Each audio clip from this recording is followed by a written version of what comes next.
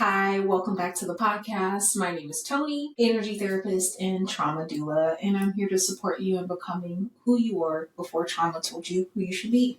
Thank you for coming back or being new here and supporting the channel.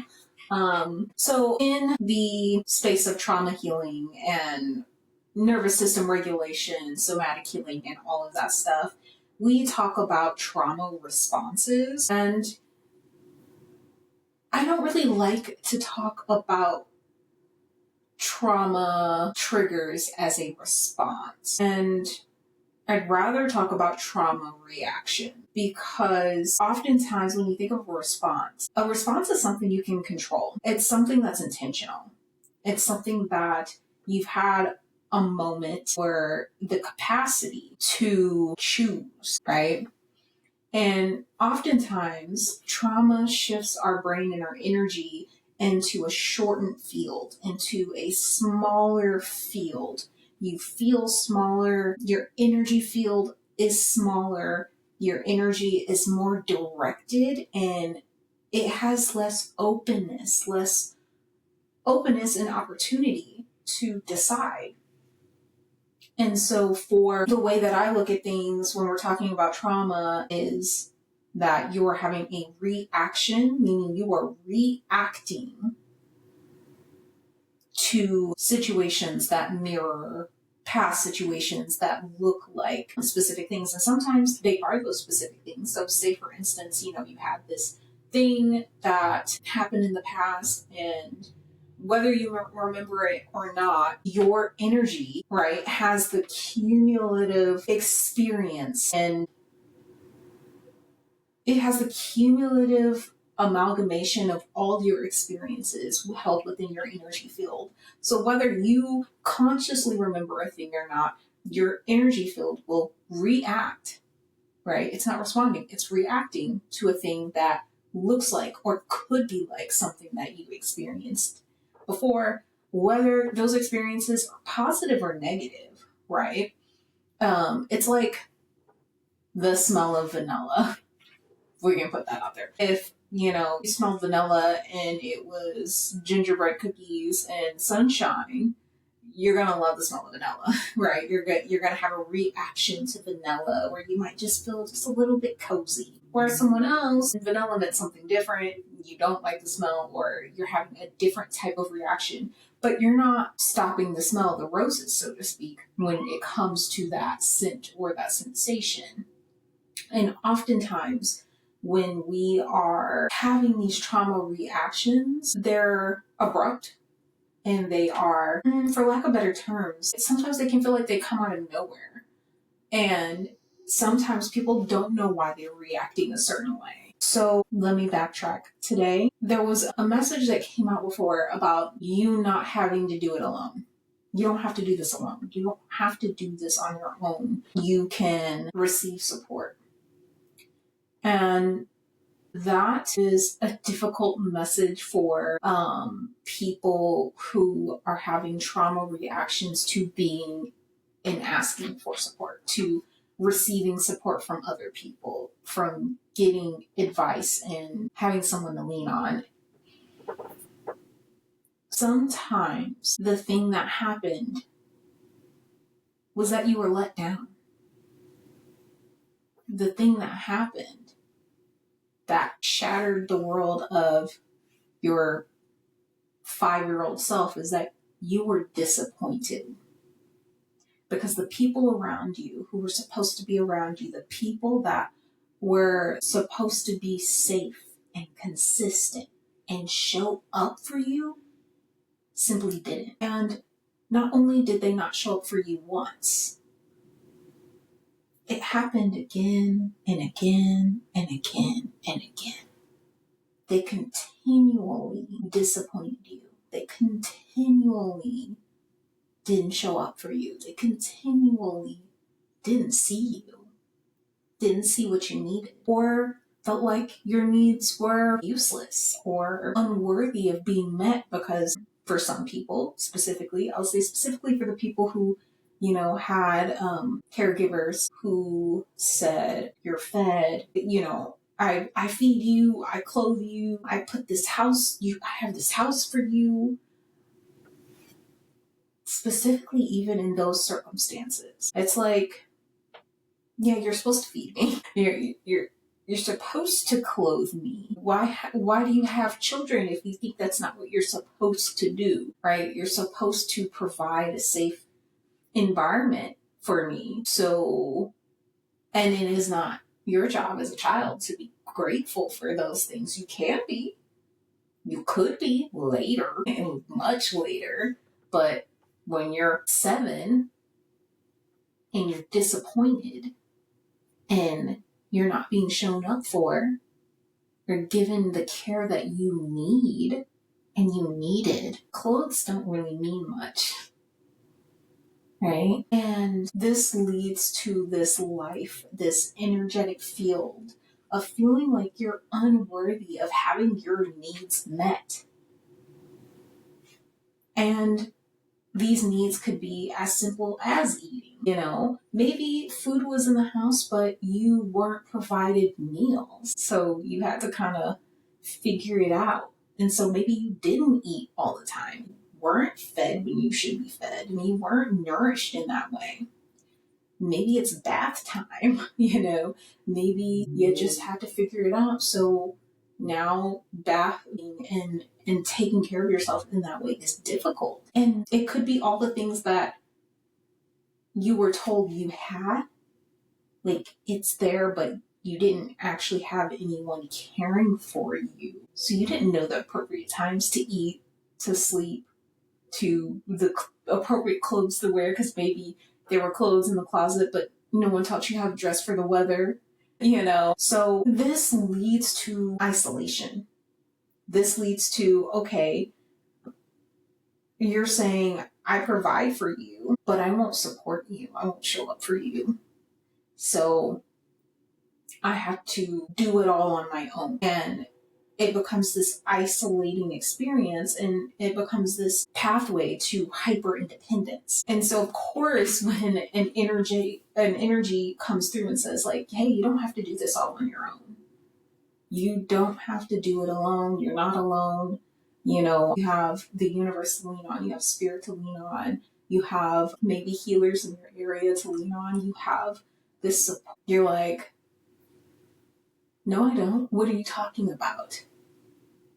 Because you look around at the life that you lead and you recognize how much you had to do on your own. And now the universe is saying, come together, build community, build friendship with people who are in reciprocity with you, ask for help. And that is the thing that's going to lead you forward and open up the world for you. And now you are this hyper independent, hyper individual person. And your healing is in reaching out. Your healing is in co-regulating with another human, and another human who you seek out and seek out healthy reciprocity. So that means not giving so much that you don't give to yourself, and not taking so much. Oftentimes, in this collective, you're not the taker, so you don't really have to worry about that. What you have to worry about is feeling guilty for receiving love and support and help, right? So being able to receive so that you can have that loop back, so that when you give, it's in this energetic balance, it's in this energetic alignment, it's in this back and forth. That's reciprocity. Sometimes someone's giving a little bit more and somebody is receiving a little bit more, and it just flows in this way that it's reciprocal. So that energy feels good, it feels aligned. And yet you are in this energy of being hyper individual, hyper, it's me, myself, and I, and this is not the way that we're meant to live. It's not the way we're meant to heal. Calling on the people around us and being able to build safe friendships, relationships, romantic ships, family ships, like, being able to build healthy relationships in these domains of your life is going to give you a sense of healing, a place of healing that you cannot access all by yourself, right? Because you can't do everything alone, and you don't have to. And I recognize that energy of reaching out is going to cause a trauma reaction, right? Because so many times you've reached out to a mother, a father, a caregiver, a teacher, and maybe you haven't been met with kindness or reciprocity or even what you needed from them. And this is something that goes deep. It goes super, super deep, right into the pit in your stomach. It goes in there, right? So as you are picking up the pieces and doing your trauma recovery work, you cannot leave out building relationships. And so many of you don't want to do that. You don't want to do that at all.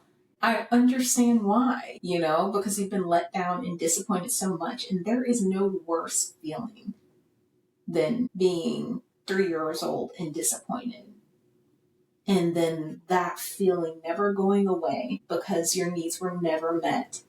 And then you just got used to people disappointing you. And so because you got used to people disappointing you, there's this loop that starts to happen energetically. And this is where energy comes into life, right? So we start replaying. We think of this like kind of looping spiral.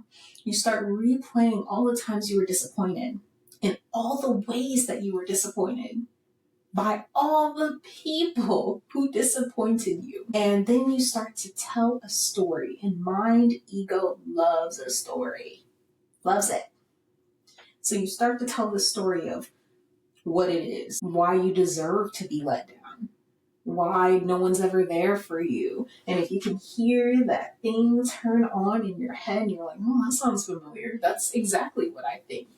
Nobody ever shows up for you. They always let you down. They never this, and it just starts to spiral, right? Not even spiral, but circle. And you're always going around the same story. You're telling yourself the same thing. Again, with the energy, then your field gets small, then your energy gets small, and it all clamps in, and then your energy is small, and you don't open, and you don't see opportunity, and you don't see the people around you who do want to be there. You don't see the people that are right on the edge of this little space that you put yourself in, right? But now your inner world and your outer world are going to mirror in this tiny, tiny space that you made for yourself, in tiny little rope track you have in your mind that you're playing again and again and again. And that pulls in people that match this energy, right? Because this energy now resonates with that story you've been telling yourself. And so your energy is like this. It's small, it's contained, it's minuscule, and it is now mirroring the outer world. And so the outer world says, yeah, the only person that I will talk to is the person that's going to let me down, because I believe everybody lets me down. Only people that I end up talking to are the people who don't support me, because nobody supports me. They never showed up for me. Why would they show up for me? They never did this for me, so why would I do that for me? But then you have these little lights around you. And there might be these people that kind of disrupt that story. There'll be an energy that disrupts the story. And oftentimes you won't be able to accept that. You might not even be able to see that there's somebody who is in direct opposition of the story that you're telling yourself right now. So even though your energy's small and you're attracting in and you're seeing yes, yes, yes, yes, like you're looking for congruencies when you need to be looking for the opposition, especially when your story's small, especially when you're in that cycle of telling yourself the same thing over and over again. And now you're ringing that bell, and that bell is resonating out there with people who will show you, yeah, you're right. No one shows up for you. I'm not going to show up for you. You expect this to be? That's what I'm going to give you. Right? So recognizing that like your energy is powerful and your mind is powerful. And so to better be able to shift out of this isolation and this hyper independence, you have to start looking for that opposition. You know, some people do show up for me. I noticed this one time, this one person showed up for me and did what they said they were going to do and was congruent with what they said they were going to do. That's different. Why do I not reach out to them? Because somewhere inside, I don't think I'm worthy of that. And that's the thing that starts to shift when you start to pull at the strings of the story, right? And oftentimes, this cycle is held in place by the inner critic. The shame, the blame, all the things start to hold this story in place so that you don't look for the opposition and that you don't see it. So oftentimes you literally just do not see what's there for you. But something that you need to recognize is you have the power and the authority over your own life to shift at any point in time. Okay, I wouldn't do what I do if I didn't think you could shift at any point in your life, whenever you wanted to. It might be hard, right? Because there's momentum here. I always say energy has an upward spiral and a downward spiral. The downward spiral is towards guilt, shame, hate, like anger could be up here, but like all those things, right? And then that upward spiral starts to spiral into like some contentment, some joy, some floatiness, maybe neutrality. Neutrality's down here, but you know what I'm saying? Like there's this upward and downward spiral of energy, and you can get caught in either of these spirals. And sometimes you just like spiral in neutrality, and that's okay. And you can decide where you want to go. But if you're not in neutrality and you're spiraling down, it's going to take a lot, right? Because the downward force is strong. And the downward force of the energetic spiral is strong because there are many people around you who are also in that same energetic field. And so when you're taking time to shift your energy, you're going to have some time alone. And you're going to have to work on coming to neutral. And this is a two-part, it's really a two-part intervention, right? Because if you are continuously telling your story and listening to your inner critic and not, say, shifting the focus within the loop to the place in which the wound is held so that you can reveal it and see it and heal it, reveal and heal, okay? That's kind of the thing. Then it's going to be pretty difficult to go up against that momentum because you have all the downward spiral holding it in place with a big hunk of unrealized wounded energy holding you in place here. And until you go, I see it. It's not going to go this way, right? But if you notice, when you start to pick up a little bit of that burden and see it for what it is, you can slowly start to move in this upward direction of the energy vortex when we're talking about healing on the energetic level and not just the somatic level. Because sometimes I think we get stuck in like, oh, I can shake my hips and it'll release this trauma. And it's like, yes. And in addition to that, you have to shift the energy that is in place for you to be able to access and release. And that's why it's like, and then, well, it's three-part.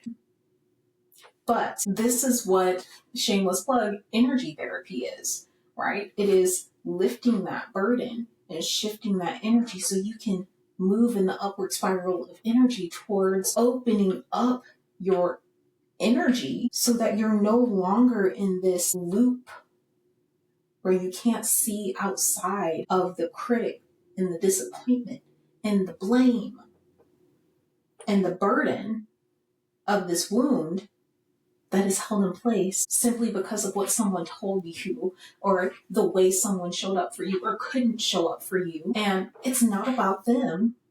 It's still about you.